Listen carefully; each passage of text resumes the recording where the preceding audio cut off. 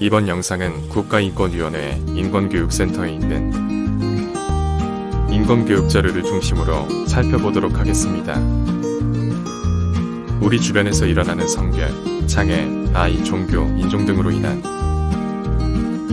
인권 침해 사례를 알아보도록 하겠습니다.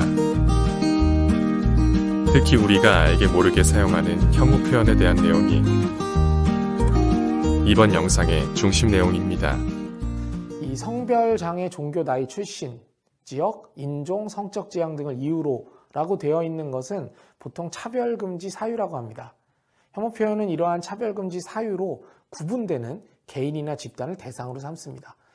혐오 표현을 하는 방법 아까 두 가지로 말씀드렸는데요. 첫 번째는 모욕, 비하, 멸시, 위협이고 또 하나는 차별이나 폭력의 선전선동이었죠. 앞에서 본 여러 사례들은 비하나 멸시에 해당하는 혐오 표현이라고 할 수 있습니다. 그런데 왜 이러한 말들을 혐오 표현이라고 불렀을까요? 사실 혐오의 일상적인 의미는 굉장히 강한 뉘앙스거든요. 누군가를 아주 많이 싫어하거나 미워한다는 뜻이죠. 그런데 혐오 표현이라는 용어는 말하는 쪽보다는 듣는 쪽의 입장이 반영된 개념입니다.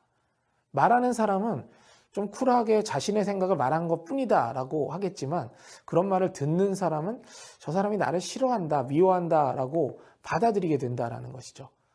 그래서 혐오라는 말이 이렇게 편견과 차별적 시선을 드러내는 말로 쓰여지기 시작했습니다.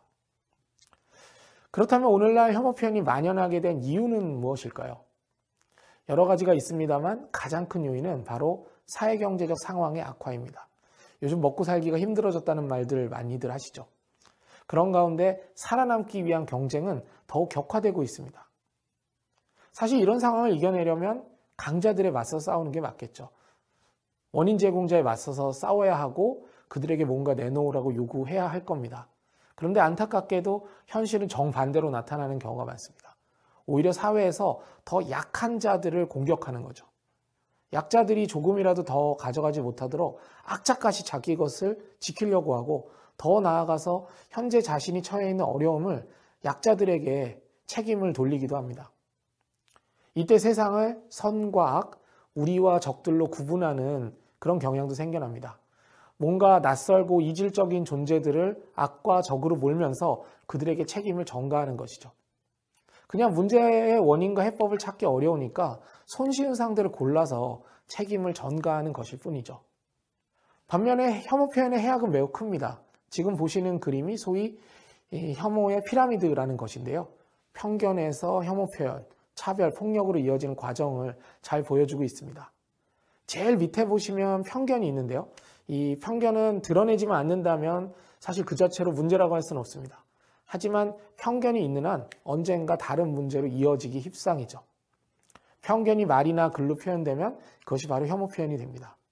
편견으로 누군가에게 불이익을 줬다면 그것은 차별이 되고요. 차별을 받는 집단은 폭력의 피해자가 되는 경우가 많습니다. 차별은 어떤 집단을 열등하게 여기는 것이거든요.